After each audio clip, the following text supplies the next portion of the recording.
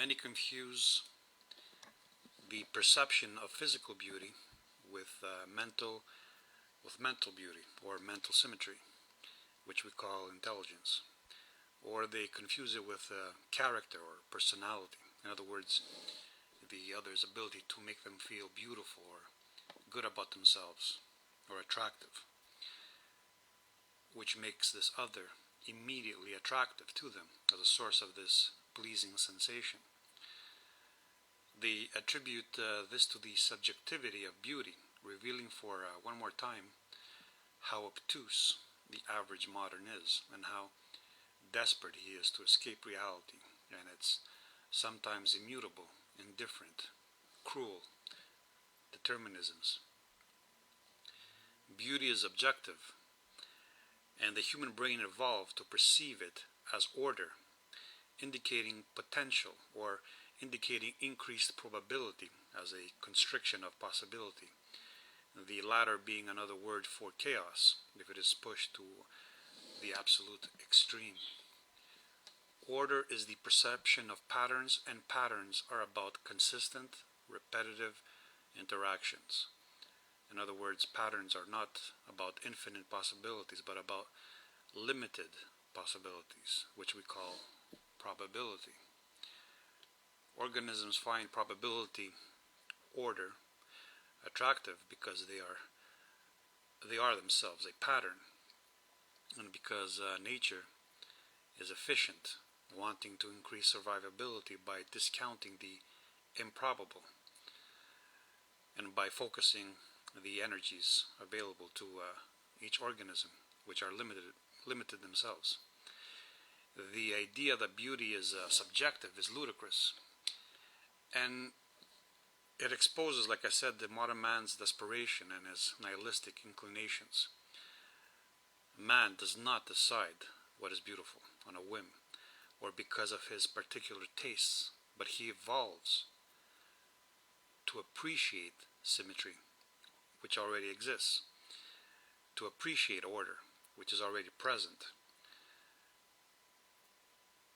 to appreciate beauty, which is another way of saying order and symmetry, in all its forms. When he finds them, man evolves in nature. Man evolves within existence. Existence is not something he creates. Man and all life is an ordering, a becoming. And so he forages and is attracted by order, which promises to him an increase of his own order and his own symmetry. Man does not decide what is appealing or what is useful. These attributes are inherent in the otherness in relation to his own needs, and he discovers them present in the world. Taste is not willfully produced. It evolves to meet human needs. It evolves around human needs and based on human needs. The particularities of individual tastes are shaped around the particularities of the individual's needs, which always converge upon a shared species genetic source. If we prefer chicken to fish, this does not mean we decided to prefer one to the other, nor that the elements found in both fish and chicken as sources of organic energies are all that different, but it means that the difference between fish and chicken, them being different species, determines a difference in concentration of the common elements within them. We, as another species, needing these same elements which are found within us, find these elements tasty, and the degree in which they are found in each other species determines our preference for one or the other. Our own internal organic hierarchies and our own deficiencies, differing in degree from another's, determines what direction our tastes will take. And these tastes change over time, as we all know. They change as our organ hierarchies alter in time, also changing our body's chemistry. So when we use the term beauty, we mean order or symmetry of mind and form. There are three types of appreciation of beauty and otherness.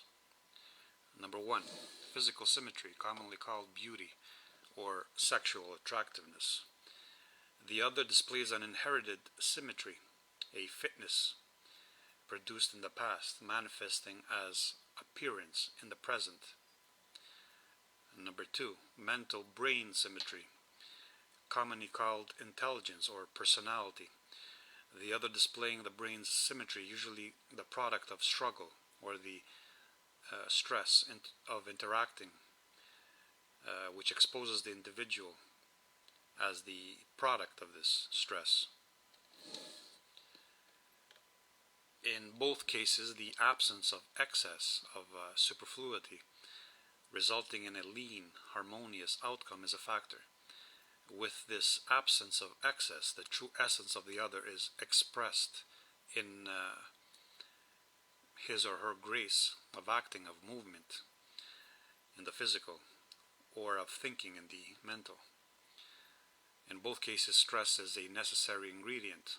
The stress is what burns away excess, and if the body-mind survives this burning away phase, the process results in harmony, or a higher order, as this is determined by the inherited potentials, of course. One can never exceed one's own inherited limits. These two examples of beauty, symmetry, are interrelated, and one may give way to the other in the course of generations and interactivity. These are called erotic. Yet these two manifestations of beauty do not necessarily coincide.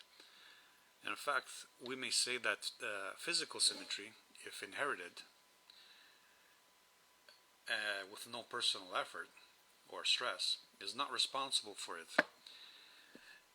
In other words, may result in a lower development of brain symmetry. A lean, trim, harmonious symmetrical physicality may produce a fatty, dull, asymmetrical brain.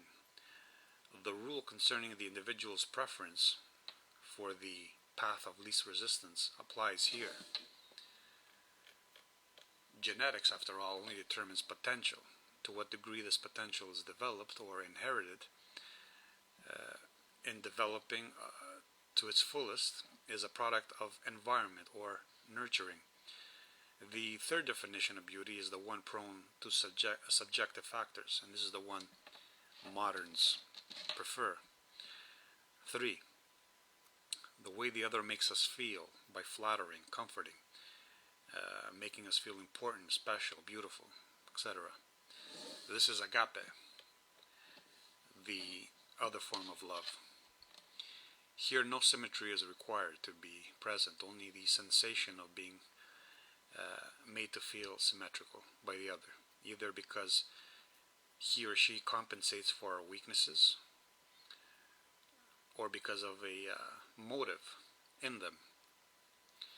Most confuse how the other makes them feel with how the other is.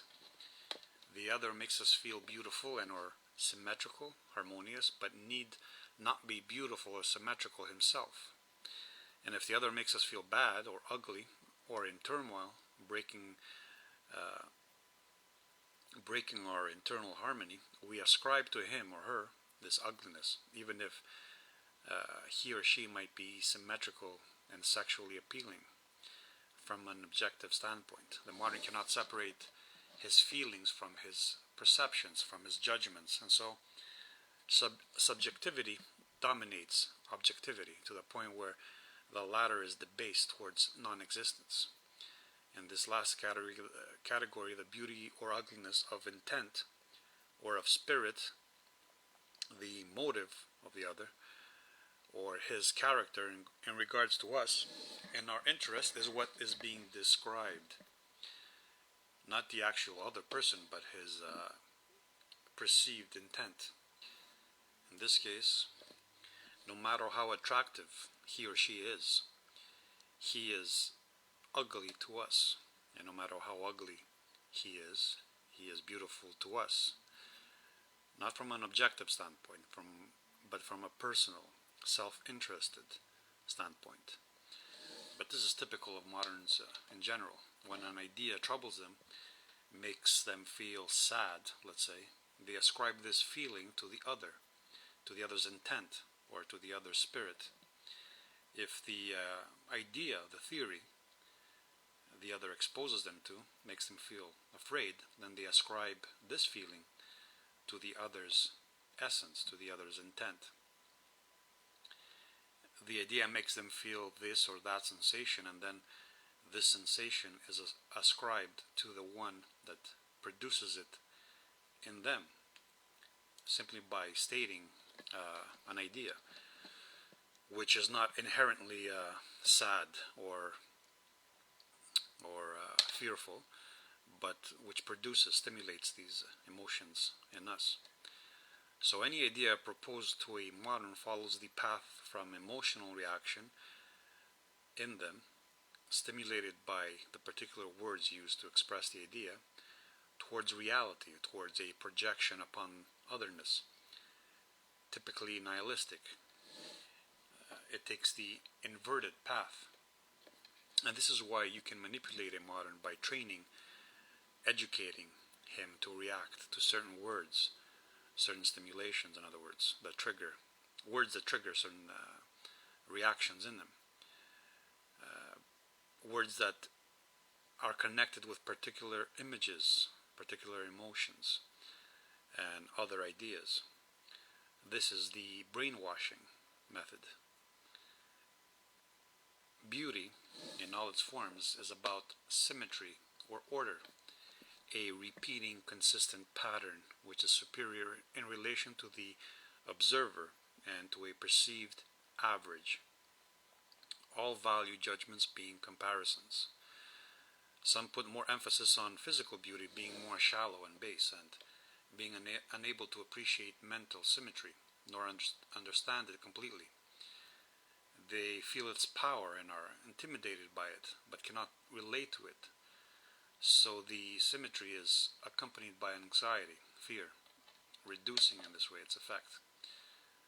So mental symmetry can be perceived by a simpleton, a simpler mind, as something ugly, something terrifying, and because the fear in them is always associated with the other, they immediately interpret this as being proof that the other's intelligence is really terrifying, a monstrosity. It's ugly.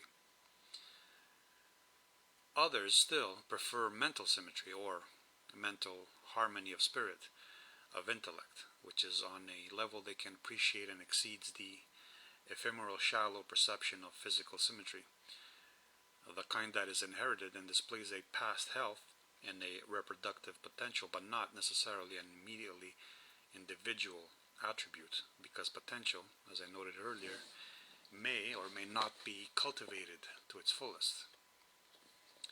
In both cases, the sex of the individual appreciating is a decisive factor, for men are more interested in using other as a means, whereas female is burdened with the sexual role of having to be a means for another, which forces her to be more careful about who she chooses to dedicate the next 5 to 7 years to, in first gestating his genetic material inside of her, then birthing with the unavoidable risks this entails, and then weaning this offspring to an age where it can fend for itself. For the male, the work, as it were, the cost, the risk, comes before the moment of coitus, whereas for the female, it is present and then it also follows. This makes each sex's interests and their standards of judging the other different, but not entirely so. Symmetry, physical proportionality, is an indication of genetic superiority, which may or may not produce mental symmetry, because once inherited, this advantage results in lethargy, or in taking the path of least resistance. The individual born beautiful or with the genetic markers we call attractiveness, need not compensate or work for anything. This is the bimbo effect. The one born with an inferior display of genetic markers must compensate by developing his mental symmetry. But this does not mean that he can exceed the potentials he's inherited as genetic predispositions, only that he can cultivate whatever he was born with to compensate for his other deficiencies. Here the practice of faking it comes into play, and the female sex, being the genetic filtering agency, has evolved the perceptions to not be fooled by masculine pretenses that display an imitated superiority which may not be actual. Imitation and discerning it is a fundamental part of survival, and one many species evolved to exploit. In this age where human techniques and technologies has reached the level where all have access to them and can use them to compensate for these inherited deficiencies, pretentiousness becomes a common behavior, creating the illusion of parity. Getting an education, for instance, where you parrot the data you paid for and it was passed on to you by licensed professionals, is often confused with intelligence. Plastic surgery, the abstracting power of money, the internet, now used to compensate for genetic failings, learned behaviors being aped, are all examples of how reality and fantasy are confused in modern systems. But all can sense on some level, and to some degree, on an intuitive, visceral level, who is truly intelligent or mentally symmetrical, just as they can all know who is beautiful, no matter what kind of modernistic claptrap they employ, what clothes they wear, what cars they drive, what houses they live in, to make it seem like beauty is subjective or culturally determined, and that all are potentially beautiful to someone, offering the psychological relief of perspectivism. Perspectivism being used in our age of sheltering and political correctness to create this illusion of parity. Physical symmetry, which we call beauty, and mental symmetry, which we call intelligence, is directly linked to inherited genetic potentials, appreciated differently by the sexes because of their different reproductive roles. This is called sex appeal, and an attraction based on desire to either use the other as a means to an end by uniting our genetic material with theirs, or as a desire to be the other's means, as to not waste their time on potentially inferior genes. This leaves us with the third category mentioned, which is not an objective judgment of the other's physical mental symmetry, but of how she or he makes us feel, which is the subjective element.